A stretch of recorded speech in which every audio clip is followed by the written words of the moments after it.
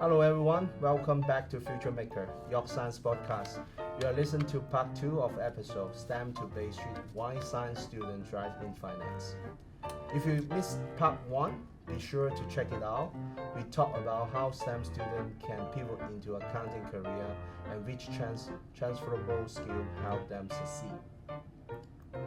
In this part, we are shifting gears to focus on other areas in business such as wealth management, capital market, and insurance. So today with us, we have two special guests, Kevin and Daniel. So I will give you guys a quick introduction for our guest today. So Kevin is an executive director in capital market at one of the top Canadian banks with more than a decade of experience in corporate and commercial risk management. He specializes in foreign exchange, interest rate equity, and commodity markets. And for Daniel, he's an advisor recruitment consultant in financial planning and wealth management with over 28 years of experience in business development, leadership, and talent recruitment within the financial service industry. So Kevin, Daniel, welcome to the podcast today, and we are so happy to have you. Thank you. Thank you. So a quick note before we begin, the view and opinions expressed by our guests are their personal opinions and do not necessarily reflect the official policy and position of their companies. So now we move to section 2, which is a career journey and first step. So Calvin, can you share your journey from university into the finance industry and what sparked your interest in capital markets?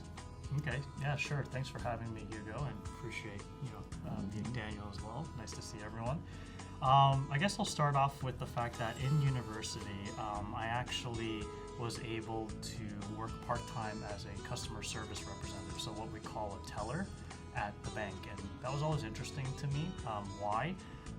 Because I was always kind of just focused on the way money moved and how it affected different things. So you could actually see people walking in the branch, collect their deposit, put the money in their bank, maybe wire it out overseas, and you could kind of see that happening. And so over time, you start developing a bit of interest perhaps in investments and mutual funds and all those things that the banks offer.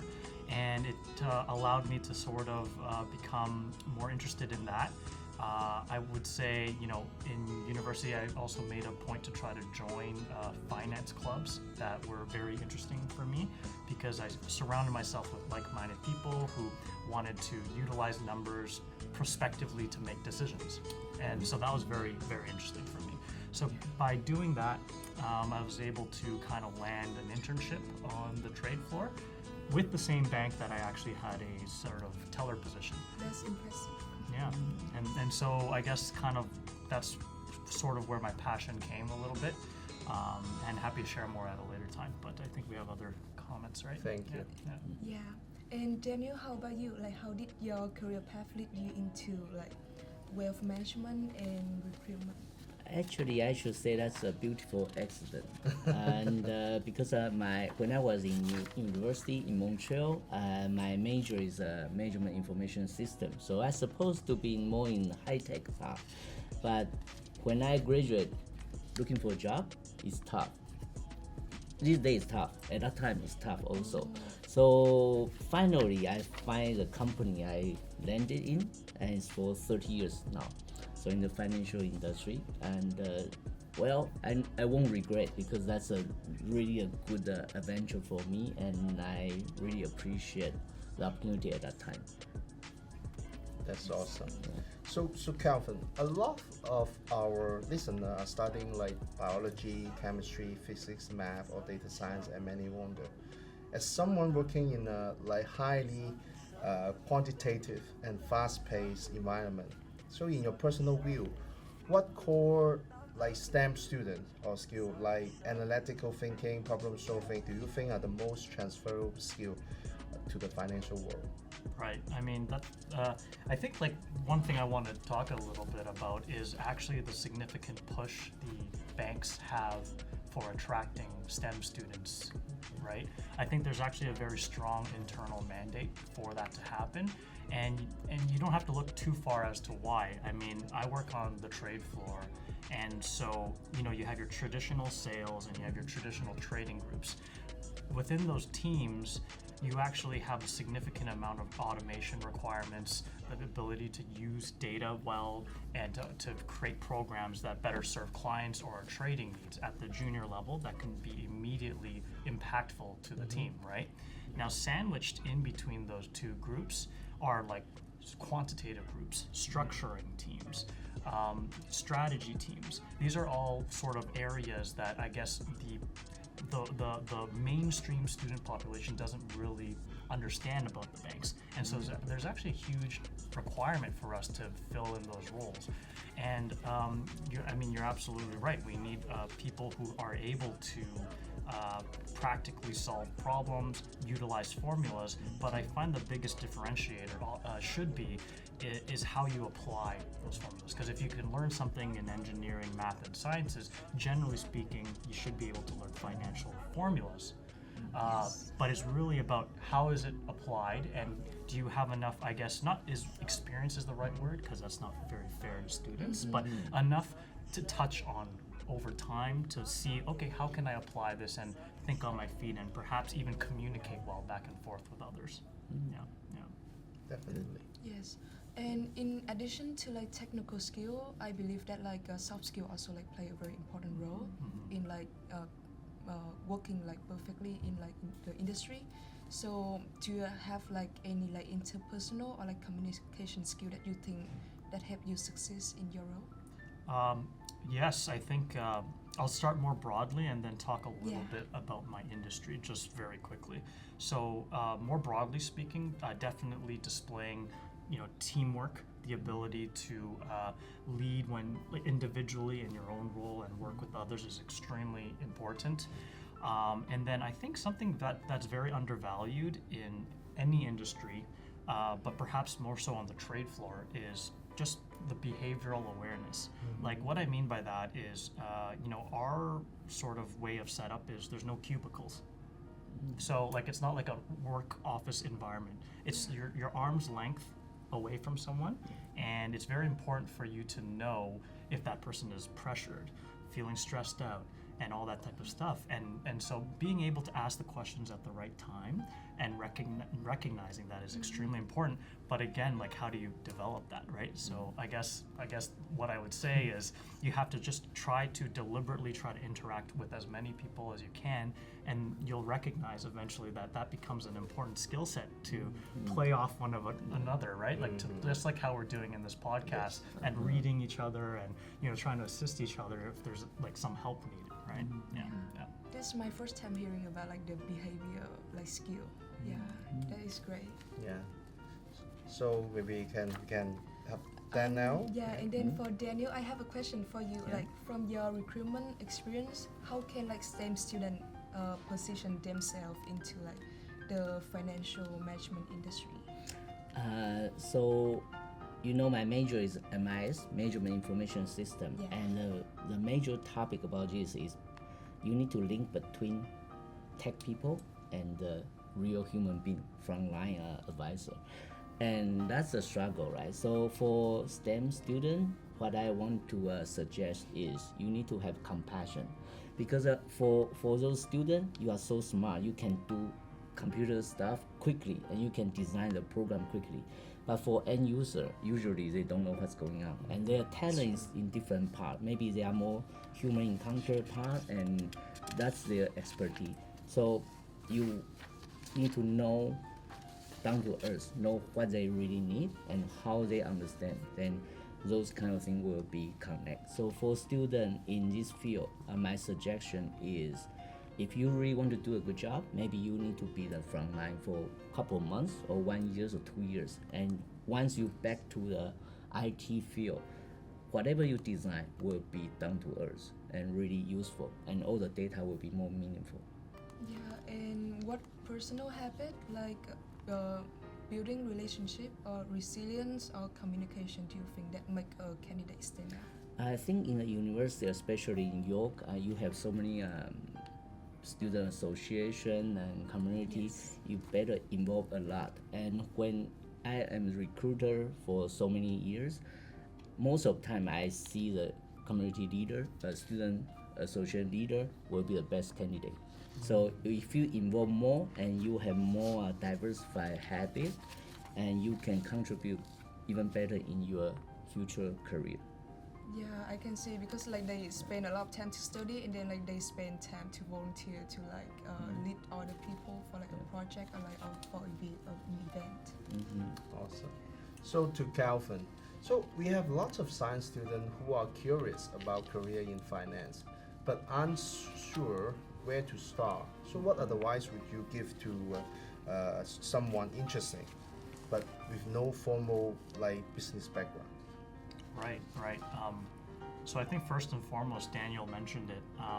There's a lot of resources in your school that I think people aren't exactly aware of or don't deliberately try to search. And I mentioned one of my major influences was working at the finance club within my school. And that actually not only, of course, energized me to really learn about the subject being with my peers, but you actually find that a lot of these folk, especially upper years that run these investment funds, they're more than willing to help the younger folk, and you learn from them. And so that's definitely one easy area I think we can access, or at least try to learn and grow. Now in finance, I think it's imperative for any student who wants to join our industry to really enjoy learning about the markets. Like that's like the number one sort of requirement that we would have. It's like, so are you interested in, you know, what's happening for the Bank of Canada, you know, what's happening geopolitically, and why does that affect the stock markets, et cetera, et cetera. And these days and age, I think it's quite easy for the young people now to invest. Yes. Because in my time, no one really thought about investing as like it's interesting, but now everyone seems to have their own portfolio, and everyone's invested in stocks. So that's like definitely something you can do.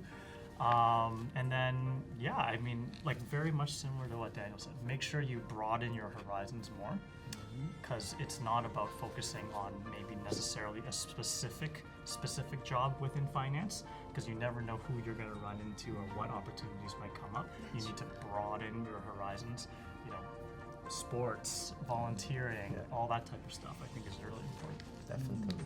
So, and what would you say to someone who worry they don't have the right background for a role in finance? So that's interesting. So I thought about something like that for a long time, and like the answer is, I think I want to put it back to the students and say, like, how do you achieve an A+ in a grade? It looks very insurmountable, perhaps to some at the time, but I think if you look back in wherever you're successful academically, you had to chip away at it. So no matter how smart, no matter how capable you were, like getting an A+ is extremely difficult, right? And so how do you build towards that, right?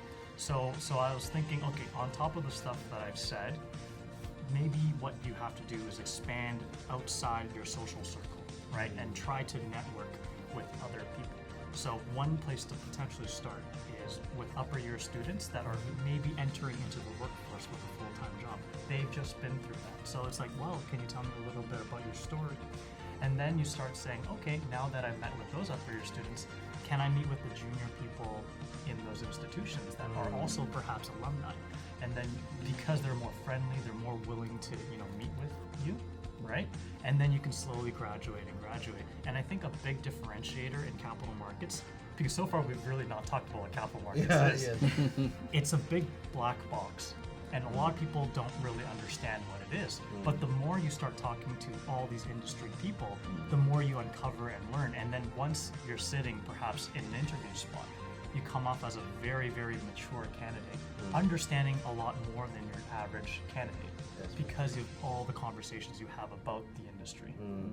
Easier said than done, but that's some advice. It's I think it's very useful. We should highlight it, some of the keywords that Kevin just mentioned, like the mentorship with the students, upper year student, like networking, I think, and also looking for networking and outside of the comfort zone, right? With some more people. I think that's all the the keyword that I get from Calvin. So, like back to you, Tian. So you have some question for Daniel, right? Yeah. So for a student or new grad, like what is like the most common entry point to get into like wealth management? Entry point. Actually, there is no entry point because the entry point can be your final Point. point. Yeah. So we got to get out of this kind of mindset. What's the entry point? Actually, I would like to mention a little bit is for the financial industry. I remember one time I was in the university and there's a section, and a student invited an investment banking expert. He mentioned about how it works in investment banking and each department, what kind of job they do. And all the students was so inspiring. They asked, so how can I get into that? What kind of skill I should have? At end of the day, that gentleman say, it's about sales. All the department, you need to know how to sales. That means soft skill. So that means you need to know how to deal with people in the right way. Otherwise, all the good things you try to present, no one care. And so we need to down to earth, become more human being. And even capital market or wealth management is all about number. Actually, it's not. It's about what people care. So that's what we need to do. So for students who want to join this kind of business, you need to have compassion. You need to care. And people don't care who you are until they know you care about them. So that's the soft skill all the students need to learn. Wow. Yeah. It's great. Like great answers. Hopefully that helps. Yeah, and like you said that you have a lot of like interview like experience, right? So how do you evaluate like potential versus experience, like candidate? Well, from my humble 20 years of management experience, I see people from different background, and even in the financial industry, I can honestly tell you more than 50% now come from the finance background. They are from engineer, from science, from all the field. Even doctor, medical doctor join our field. I just wonder, are you sure you really want to do that? But end of the day, they bring in a very good value of that. So be yourself and do the right thing, and I think that works. Yeah, and what tell you like someone is like already like potential to get a job, although like they didn't have a lot of experience? So there's no such issue because for the hard skill, everybody can learn, especially these days. When I deal with 19 years old kids, I call them kids, but they think they are adult already. But actually, they can prove they are much smarter than me. The point is, okay, I forgot. Can you repeat that? Yeah, repeat the question. Yeah, like what tell you someone is ready to succeed even if they didn't have like any experience before? Okay, so you can see there's no such things of you are not competent. Okay, so for experience or non-experience, as long as you really care and your soft skill is strong, that's good. For the hard skill like financial industry knowledge, everybody really can learn, even from the different field. Like me, when I was from the MIS background, I can still learn that well, and I have been in this industry for 30 years, still works. Yeah, so like as long as you like willing to learn, then Yes. you get the skill. But like for the like the soft skill, you have to like build up. Like Yeah, so soft skill is not easy to coach. You need to really care, and you really need to get into a people, get into a community, and learn from the scratch. yeah, and I think we are like almost done with our episode. And I have like a same question for both of our guests. Maybe I will ask Kevin first because you need some time to Ooh. Your turn. Yeah, if you could go back in time and give your younger self like a piece of advice, like what would it be?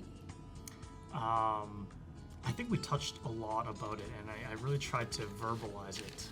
But I think the phrase being comfortable, being uncomfortable, right? Like you have to be uncomfortable, and because to Daniel's point, being compassionate. Like not everyone is just full of compassion, but you can develop a lot of those skills by reaching out and broadening your horizons. So I was very lucky to stumble upon that mentality early.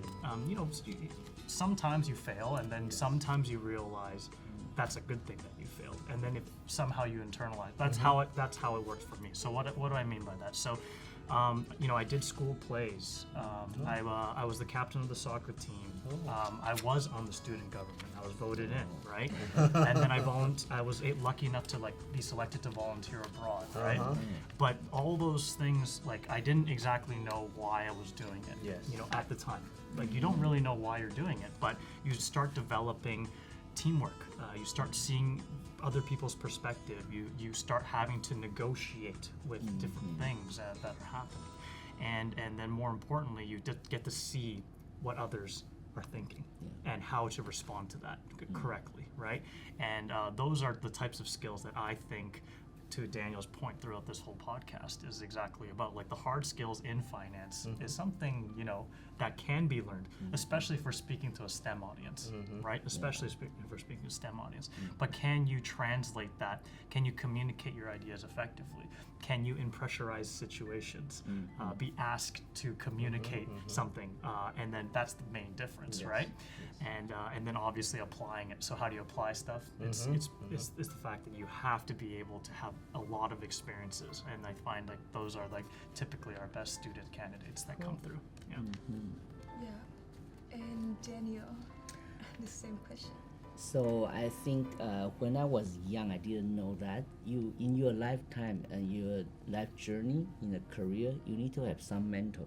And so if I knew that from the beginning, I probably can have more successful journey than so many bumps. So even now, for example, I come from Montreal to here last years. Actually, there's some mentors, they told me, some wise people, they are in the industry longer enough, they give you advice. So you need to be proactive to find your mentor. And for people like Hugo, if he has time, and talk to him. And people like Kevin, if he's willing to talk to you, that's good, because most of the time they are busy, so don't be discouraged. Just try to bug them all the time, and one day you will have a good mentor that will guide you to the right direction. So that's what I learned, and I always try to find a good mentor, good friendship, good wise people to coach me. Awesome. Definitely. Yeah, those are such great notes to end on our episode. So Kevin, Daniel, thank you so much for being here and sharing about your insight and your story with us and to our listeners.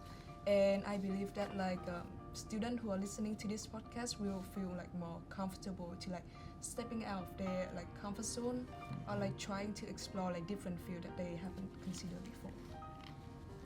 Awesome. So, and thank you to our guests, Daniel and Calvin, for your very valuable insight. I think our science student, STEM student, after this episode can find more opportunity, right?